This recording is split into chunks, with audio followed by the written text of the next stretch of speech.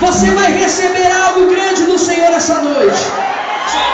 Levanta a tua mão, você que está aí em cima. Levanta a tua mão.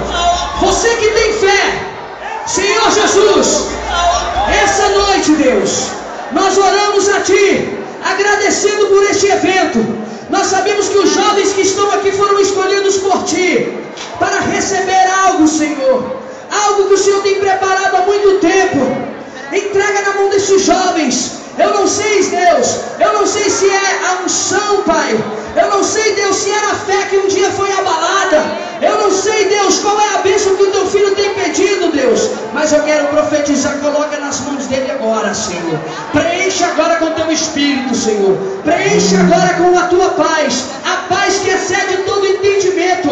A cidade de Maceió nunca mais será a mesma. Porque hoje, Senhor, nós declaramos que a partir da Mincareta, Senhor, Pai, em nome de Jesus, jovens serão alcançados nessa cidade, pelo poder que existe no Teu santo nome. Essa unção que está aqui vai se espalhar por cada lar, vai se espalhar por cada igreja, vai se espalhar por cada família, em nome de Jesus.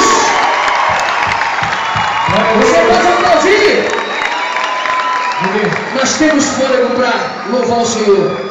Ó, queria ensinar uma coreografia para vocês. Essa música é profética. Assim, ó. Fica de lado. Fecha a mão assim, ó.